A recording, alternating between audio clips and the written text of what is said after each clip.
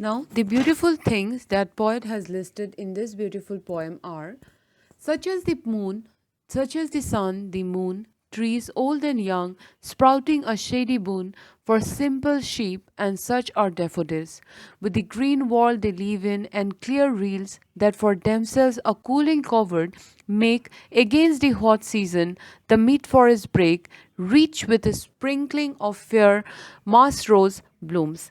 Now, sprouting means developing. Boon means a thing that is helpful or beneficial, that is a kind of blessing. Boon is a blessing. Now, kids then gives us a list of beautiful things of nature which add charm to the otherwise sad life on this earth. Now, following the spirit of romanticism, Keats' poem celebrate the glory of natural objects like the sun, the moon, the clear streams, the old and young trees, the daffodils, the musk roses in the forest bushes. All these have a sublime effect on us and transform our soul. Beauty has a therapeutic, means healing and transformational effect on us. The glorious sun from where all life emerges, the sun is a sign of life, a ray of hope on earth. The sun which gives us light and warmth is a thing of beauty. The moon is the light to show us the path, light during darkness. The moon is the light because of which we can see a path clearly during the darkness of the night. So that is why the sun, which is a sign of life, a ray of hope on earth, it is because of the sun all the life emerges, and the moon, all these are the things of beauty. Now trees, be it young and old, is a symbol of protection, sprouting a shady boon, as they were making and producing a shady place which is no less than a blessing. Now if you are walking and you see a shady you see a tree, no matter whether it is old and young, and it is developing a shady place or it is giving you a shady place, it is a kind of blessing. It protects you from the rain, it protects you from the scorching heat. That is why it is used as a symbol of protection. Trees, no matter how different they are, whether old or young, showering blessing on us. The blessing of shade to protect us from heat, rain. The shade under a tree is a blessing. Boon is a blessing. Now for simple sheep is a biblical reference. In Bible, Lord Jesus Christ is mentioned as shepherd and all his disciples or followers of Christ as simple sheep. So simple sheep refers to the entire humanity or mankind. Innocent human being leading a simple life, innocent human being leading a simple life.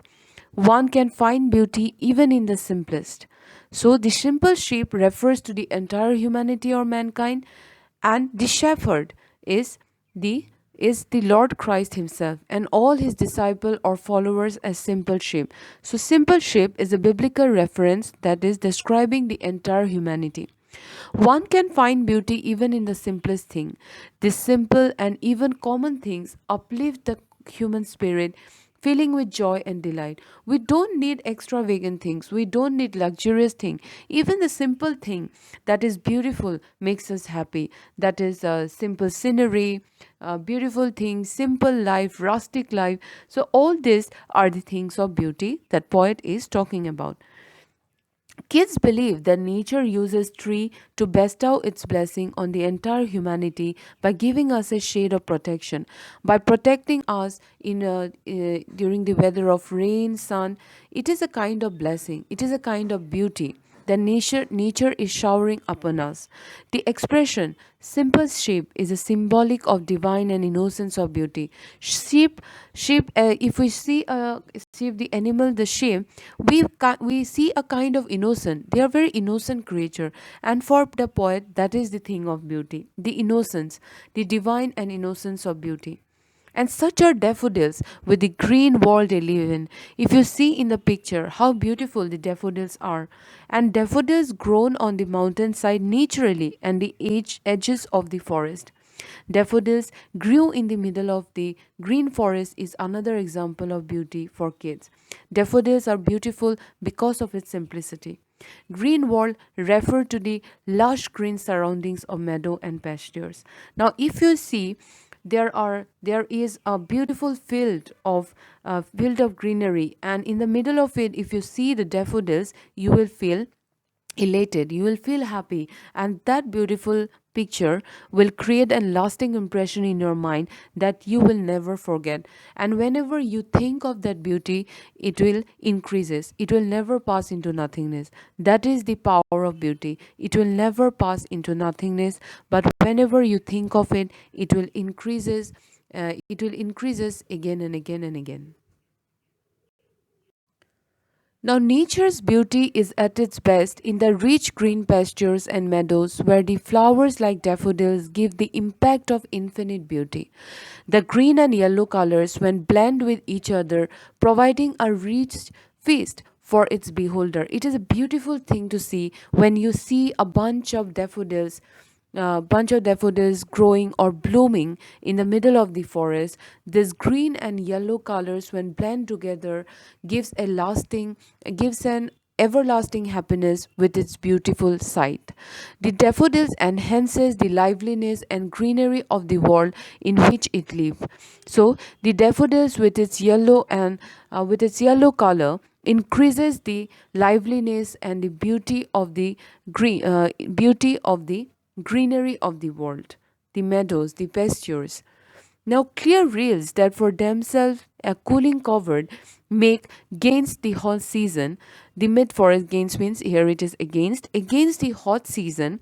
The mid forest break reach with a sprinkling of fair musk rose blooms. Now, the reels are small stream of clear water, as you can see it in the picture, making a cooling shelter for themselves against the hot season. The streams of water flowing, and on both sides the bushes growing during the hot season, this area of thick low bushes making a cooling cover to protect themselves from the hot season. So this particular streams, as you can see it in the picture, and the bushes that was on the side, it itself cleared create a cooling cover for themselves by giving it a shade, and to protect the stream from the hot season. And in a way, these small streams that flow through a shady place makes a cooling covered a cool area around them where all organism could come and feel solace and comfort, as it keeps us cool and shelters from the scorching heat of the sun. So the clear rails that for themselves are cooling covered in a way give all the human beings a kind of solace and comfort from the scorching heat of the sun. One can feel relaxed and calm when they sit or go by this clear rails that were flowing, and in a way giving comfort to the human being. It provides relief to the people, and hence it provides us a feeling of pleasure. So there is beauty in clear streams of water. So you can see the poet has picked some simple thing: the sun, the moon, the simple shape, the daffodils, the clear streams, and again he talked about the masked roses. Now, how did he idolize the beauty of the masked roses? Let us come to know. You see, the poet carries on with the description of beautiful things on earth. In the middle of the forest, we have this thick mass of ferns. Now, ferns, as you can see in the first picture, so ferns are these green wild flowers, and in between them, there are lovely white roses here growing among them here and there. Now you can see these are the ferns, and if masked roses were sprinkled, like if you see in the third picture, it seems that these white beautiful masked roses were sprinkled in these beautiful flowers on this wild thick mass of ferns. Now if you now in a cake, if you sprinkle some dark colored chocolate on a white cake, it will look beautiful, right? So, in the same way, the ferns look more beautiful with mixed roses sprinkle, means scattering on them. When the ferns, which are green, and when these marks roses were sprinkled on it, it will look more beautiful. These musk roses are making the lush green area full of ferns even more beautiful with its beauty. So he was blending things. Okay, the thick mass of ferns is made rich by the blooming of the beautiful musk roses. It the ferns were already beautiful, but when the musk roses were sprinkled on it or growing in the middle here and there, it makes the green thick mass of ferns more beautiful. The poet is touched and transported by the eternal beauty of these natural elements. The poet is talking about numerous creation of God, beautiful things found in the nature which we should admire. These are the things that bind us to the earth and connect us to the earth and help us to remove on in life in spite of despondency, in spite of hopelessness, in spite of sadness. These beautiful things connect us to the earth and admire us to move on. Now, kids find beauty also in death, and speak of tales which convey to us the grand and heroic deeds of great warriors, selfless people. Their death is celebrated due to the grand deeds that they have done to make them immortal. Therefore, Keats says, and such too is the grandeur of the dooms we have imagined for the mighty dead. All lovely tales that we have heard or read. Grandeur means glory, dooms mean death. So, poet has associated grandeur with the mighty dead. Now, who are these mighty dead? Mighty dead refers to the great, valiant warriors, the super warriors and heroes who had done noble and courageous deed in the past, in their lifetime, but are dead now. But their beauty and glory does not fade away with time, even though they are dead so many years ago. We remember them long after they are dead with respect and admiration. We still feel gratitude towards Mahatma Gandhi, even though he died many years ago because of his heroic deed, because of what he did for India, because of what he did for humanity. In the same way, the mighty dead were those warriors and heroes that we still remember with respect and admiration, and that is also a thing of beauty. Beauty is also associated with that. They were large in life, they were larger in life. Those people were larger in life even in their death. Their heroic deeds made them immortal in history. Whatever they did for the humanity selflessly made them immortal in history. Grandeur is associated with mighty dead, as they are always remembered for their sacrifice and achievement for the greater good of mankind, which inspires us. All lovely tales means they're immortal stories, be it poem, ballads, songs, which come down from generation to generation. We are reading about them from generation to generation, in which their heroic deeds, their sacrifice, were written. All these lovely tales that we read or heard about them have a divine quality because they inspire and motivates us. And even if they are dead, their deeds were recorded in the history, and when we read and when we heard about them, it inspires us, it motivates us.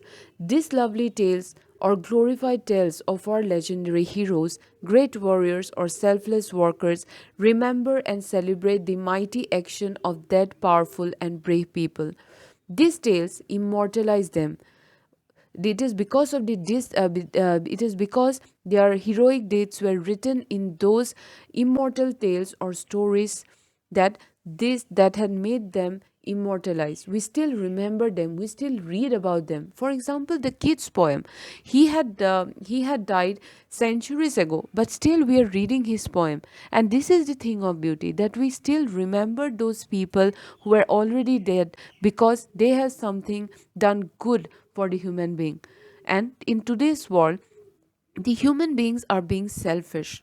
Okay, remember that this poem was written in 18th century, but still now we are remembering it, still now we are cherishing it by reading and cherishing the beautiful work of this poet, the romantic poet John Keats. So this is the thing of beauty, it never passes into nothingness, it will always increases whenever we think of it. Now these tales immortalize the this mighty dead.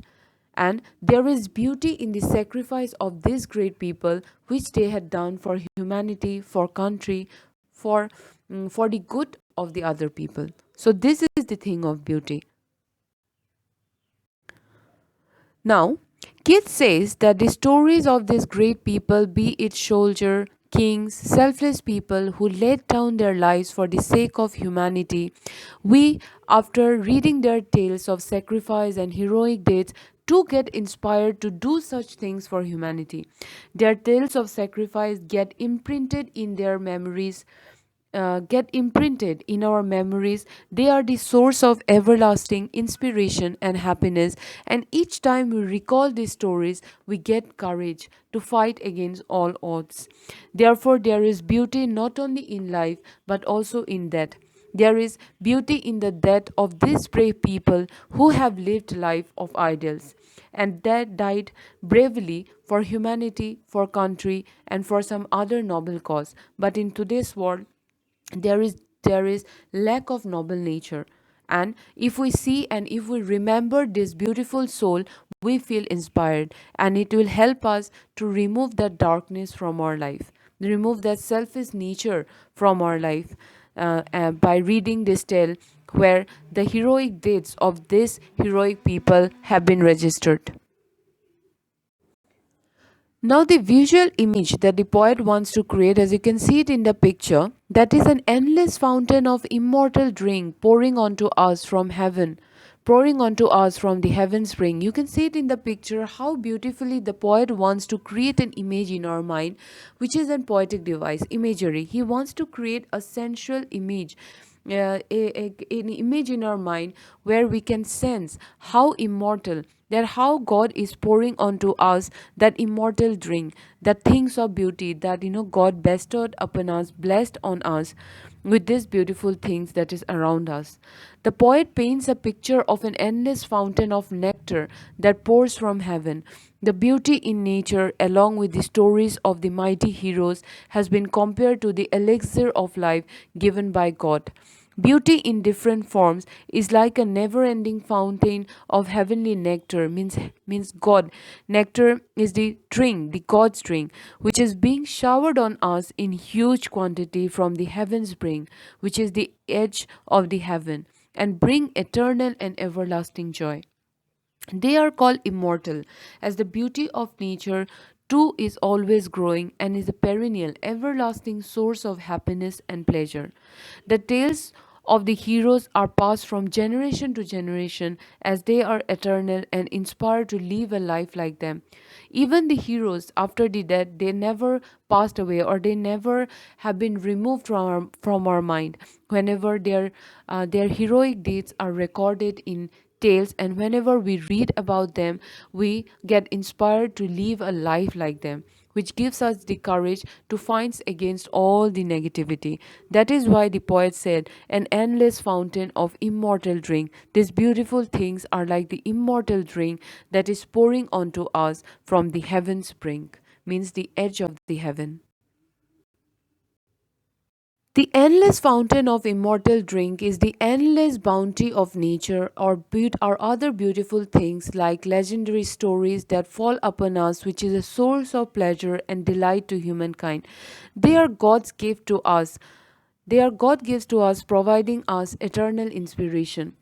The beautiful things, the poet is not talking only about the legendary stories, but all the beautiful things that had been listed in the poem, the sun, the moon, the reels, everything that the poet has mentioned. They have a sublime effect on us. The beautiful things have sublime effect on us. And he was not talking about the external beauty or external beauty of a thing. He was talking about the internal effect, the sublime effect that a beautiful thing have on us, that transform our soul and makes us forget our griefs and sorrows. Whenever we see anything beautiful, it gives us aesthetic pleasure. It never passes into nothingness. Beauty, kids believe, is a perennial, is an everlasting source of motivation and inspiration. He considered it as an endless fountain from where mankind can drink the elixir, the nectar of life, the God's drink. Beautiful things are the gifts from God for all of us. They are like the nectar given by God, and these beautiful things which are immortal and gives us a reason to live on this earth despite having so many sorrows in our life. These beautiful things make life worth living, and they also help in maintaining our faith in goodness.